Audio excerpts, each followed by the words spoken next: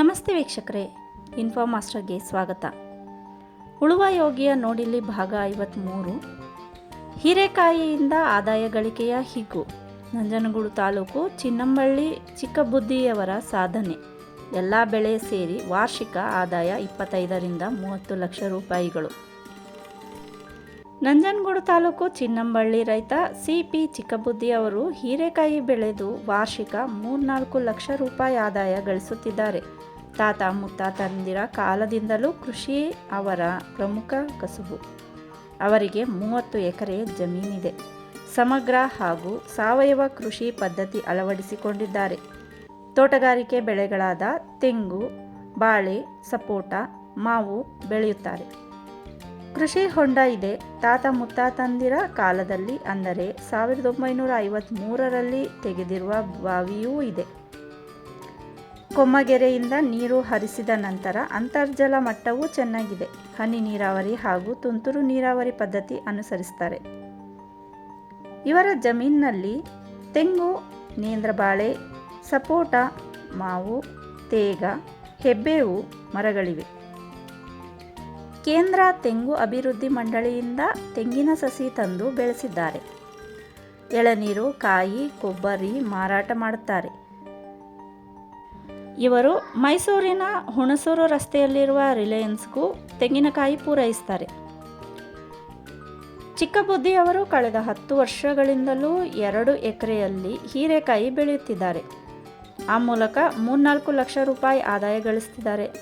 ರಾಜ್ಯ ಮಾತ್ರವಲ್ಲದೆ ಕೇರಳದಿಂದಲೂ ಹೀರೆಕಾಯಿಗೆ ಬಹು ಬೇಡಿಕೆ ಇದೆ. 3 ಎಕರೆಯಲ್ಲಿ ಅರಿಶಿನ ಬೆಳೆದಿದ್ದಾರೆ.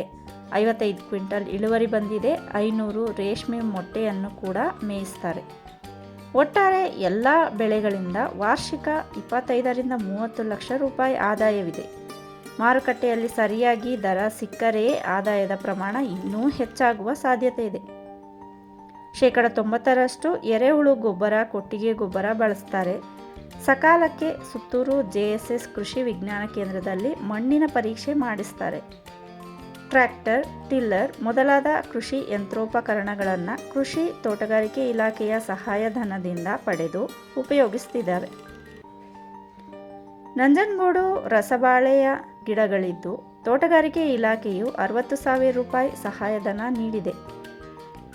ಇಲಾಖೆಯ ಉಪನಿರ್ದೇಶಕ ಮಂಜುನಾಥ್ ಅಂಗಡಿಯವರು ಚಿಕ್ಕಬುದ್ದಿ ಅವರ ಜಮೀನಿಗೆ ಭೇಟಿ ನೀಡಿ ಅಗತ್ಯ ಸಲಹೆ ಸೂಚನೆ ನೀಡಿದ್ದಾರೆ.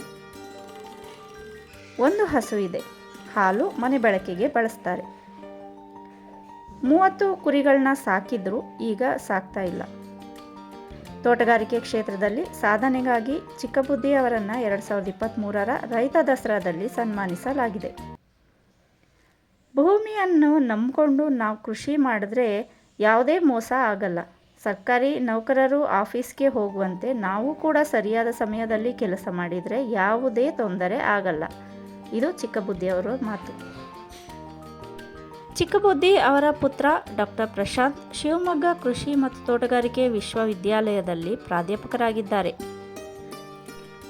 ಚಿಕ್ಕಬುದ್ದಿಯವರಿಗೆ ಅವರ ಕಿರಿಯ ಪುತ್ರ ಮತ್ತು ಅವರ ಪತ್ನಿ ಕೂಡ ಕೃಷಿ ಚಟುವಟಿಕೆಗಳಲ್ಲಿ ಇವರಿಗೆ ಸಾಥ್ ನೀಡ್ತಾರೆ.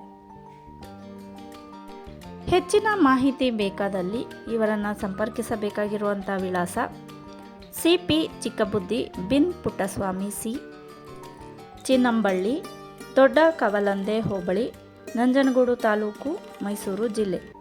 ಮೊಬೈಲ್ ಸಂಖ್ಯೆ 9942899430.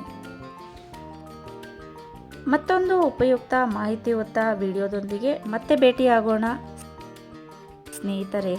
ಧನ್ಯವಾದಗಳು.